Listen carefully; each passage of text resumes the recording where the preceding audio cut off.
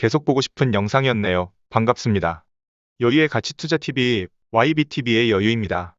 오늘은 신세계입니다. 신세계는 거의 지주회사 같은 기업이죠? 다양한 사업부의 연결 대상 종속회사들이 있는데요. 어떤 기업들과 사업부문들이 있는지, 각 사업부문들의 매출과 이익 비중은 어떤지 대략 살펴보겠습니다. 백화점 부문의 신세계, 패션, 화장품 부문의 신세계 인터내셔널, 면세점 사업 등의 신세계 DF 등의 회사들을 거느리고 있습니다. 이 사업 부문들의 매출과 이익 기여도는 이렇고요. 이를 알기 쉽게 도표로 그려보겠습니다. 매출은 면세점 부문이 42%의 비중으로 가장 큽니다. 그 뒤를 이어 백화점 32%, 패션 및 화장품 부문이 23%를 차지하고 있고요. 그런데 매출 총이익의 비중은 백화점 부문이 45%로 가장 크네요. 면세점이 31%, 패션 및 화장품 부문이 23%의 비중으로 뒤를 잇습니다.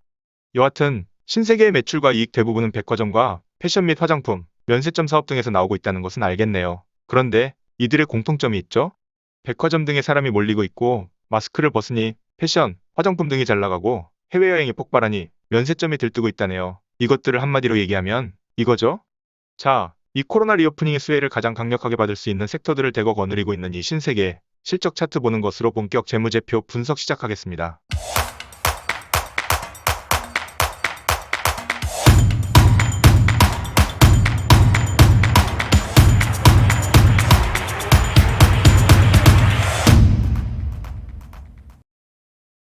2019년까지 매출과 이익 성장 일변도의 실적이 20년 코로나의 직격탄을 맞았습니다.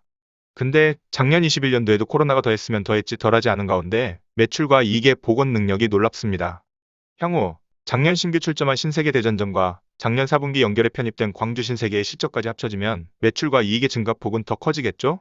분기별 지속 늘어나는 실적이 코로나의 충격에서 헤어나오는 모습이고요. 현금 흐름 차트 보시겠습니다. 영업현금 흐름이 안정적 플러스권이지만 재무연금 흐름은 2018년까지 플러스권으로 좋지는 않았습니다. 지속되는 유형자산 투자의 잉여연금 흐름도 마이너스였다가 19년을 기점으로 이 모든 상황이 일거에 개선됩니다. 잉여연금이 생산되고 있고 재무연금은 이에 발맞추어 마이너스로 돌아섰습니다. 자산 구성은 뭐 딱히 볼 게 없네요.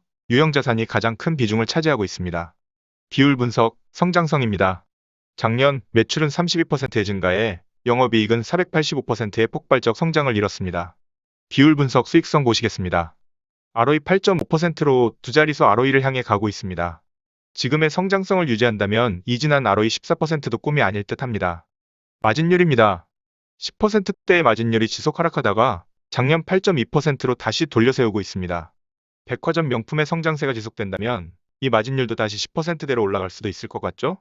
비용 부분 살펴봅니다. 판관비가 매출원가보다 높은 비중입니다. 매출과 이익 수준에 거의 정확히 비례하고 있는 모습, 인상적입니다. 비율 분석 안정성 보시겠습니다. 부채 비율이 100%가 넘고 차입금 의존도가 34%, 유동 비율이 1위하인 0.5로서 전통적인 제조업이라면 상당히 불안정한 수치입니다. 하지만 백화점업은 입점업체들에게 강력한 갑의 지위를 가지고 구매 파워가 있기 때문에 기업 운영에 있어 현금이 거의 필요 없는 사업이죠. 해서 저 유동 비율은 거의 문제가 되지 않습니다. 이따 활동성에서 다시 언급하기로 하고요. 운전자산 및 감가상각비 분석 살펴보겠습니다. 감가상각 비용이 영업이익 대비해서 126%로 매우 큰 비중을 차지합니다. 이런 기업은 향후의 이익 예측의 감가상각의 변동을 어느 정도 감안해야 합니다. 운전자본은 매출채권과 재고자산에서 매입 채무를 뺀 것을 말하는데 백화점 사업의 경우는 이 운전자본이 대체로 마이너스 값입니다. 아까도 잠시 언급했듯이 강력한 갑의 지위를 바탕으로 줄 돈은 늦게 주고 받을 돈은 빨리 받기 때문에 그렇습니다. 해서 저 운전자본의 급증은 큰 의미가 없고요. 이 기업의 이익 변동의 중요한 변수, 감가상각비 보겠습니다. 유형자산은 유지되는 가운데 2019년 갑자기 감가상각비가 급증합니다. 감가상각 비율이 이전 4% 정도에서 2019년부터는 10% 정도로 확 늘어났습니다. 같은 자산에 대해 훨씬 큰 금액을 비용으로 떨구기 시작했다는 얘기죠. 이 감가상각 비율이 높아지면서 영업이익과 현금 흐름의 갭이 커진 모습, 적나라하게 드러나 보이고 있습니다. 19년 이후 이익의 증가폭은 이 영업현금 흐름의 차트가 좀 더 잘 보여주고 있는 것 같죠? 그렇다는 것은 우리의 신세계 19년도부터는 뭔가 이전과는 다른 질적 턴어라운드가 시작된 것이 아닌가 하는 느낌 딱 듭니다. 이 느낌 기억하고 계시면서 다음 비율 분석, 활동성으로 가봅니다. 백화점은 마진율이 높은 사업을 영위하기 때문에 대체로 매출을 기준으로 하는 활동성 지표는 전반적으로 낮게 나옵니다. 자산 회전율 0.5입니다. 아까 잠시 언급했다시피 백화점업은 그 강력한 갑의 지위를 10분 활용해 기업 활동에 있어 현금이 거의 필요가 없습니다. 현금 회전 일수 마이너스입니다. 여기서 플러스 부분이 있었던 것은 백화점의 다른 사업부도 있어서 그렇겠죠? 자, 이제 이 기업의 저평가 정도를 알 수 있는 각종의 가치지표 살펴보겠습니다. 그 전에 잠시 기업의 도산 위험을 측정하는 지스코어 체크하겠습니다. 지주회사의 경우 대체로 이 지스코어가 낮게 나오는 경향이 있는데요. 지주회사의 특성을 가진 신세계는 특히 낮게 나왔네요. 전반적으로 부채와 차입금 비율이 높고 유동성을 많이 가져갈 필요가 없는 업의 특성이 반영된 것으로 보입니다. 제조업과 같은 잣대로 비교할 수 없기에 지금 매우 위험한 수준으로 나오니 지스코어에 큰 의미를 부여하기는 어려울 것 같고요. 가치지표 쪽으로 넘어가 보죠. 시장 중앙값 대비 모든 지표에서 확연한 저평가입니다. 퍼마니 업종 중앙값과 비슷한 수준일 뿐 코스피 유통업종 내에서도 철저한 저평가로 소외당하고 있음을 알 수 있습니다. 신세계의 배당이 조금 적죠? 그래서 그럴까요? 배당 살펴보겠습니다. 그래도 2021년엔 전년 대비 주당 배당금을 2배로 올려주었네요. 1.2%의 배당 수익률은 여전히 배고픈 수치긴 합니다. 자, 이제 이 기업이 어느 정도의 저평가인지 밸류에이션을 해볼 차례입니다.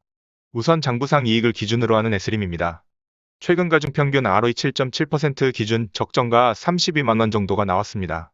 상승여력 30% 정도 보유하고 있고요. 의외로 아주 큰 저평가는 아니네요. 그럼 현금 흐름을 기준한 밸류에이션 또 안 해볼 수 없죠? DCF입니다. 아까도 잠시 언급했지만 이 기업 2019년도부터 질적으로 뭔가 변화한 것 같다는 느낌 든다고 했죠? 이것을 보니 확연하네요. 잉여연금이 2019년도부터 쏟아져 들어오기 시작합니다. 그 이전에는 아주 형편없는 잉여연금 생산력이었네요. 자, 어쨌든 작년 5천억의 잉여연금을 벌었지만 최근 가중평균한 잉여연금을 3천억 정도로 가정하고 돌린 DCF 평가에선 적정가 42만 원이 나왔습니다. 현주가 대비 70%의 상승 여력이 있는 것으로 나오네요. 설비 투자 부분을 잠시 살펴볼까요? 2012년부터 16년까지 대략 자기 자본의 15%에 달하는 설비 투자가 이루어집니다. 17년부터는 7% 정도로 확연히 줄었죠?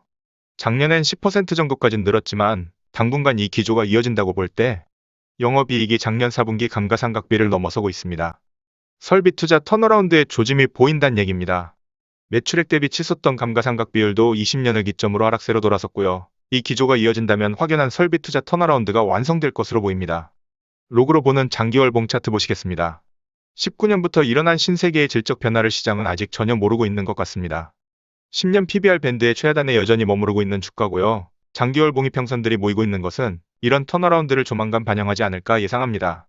근데 이 설비 투자 턴어라운드에 근거한 투자는 만만하진 않습니다. 시설 투자가 끝난 것 같고 이제 감가상각비는 줄고 매출이 늘어나면 이익은 기하급수적으로 늘어가야 한다는 게 이론이지만 현실은 또 그렇지 않죠. 대기업은 치열한 경쟁에 대비해 항상 신규 설비 투자에 막대한 지출을 언제 해도 이상하지 않기 때문입니다. 하지만 코로나 리오프닝으로 향후 매출은 늘 여지가 많고 PBR 등의 가치지표가 확연한 저평가에 이런 차트 분석에서도 허방이 막혀있는 상태라면 성공할 확률은 모르겠습니다만 실패할 확률은 또 그만큼 낮겠죠? 이상 신세계의 턴어라운드 프로젝트였습니다. 아시죠? 여유를 가지고 시간을 내 편으로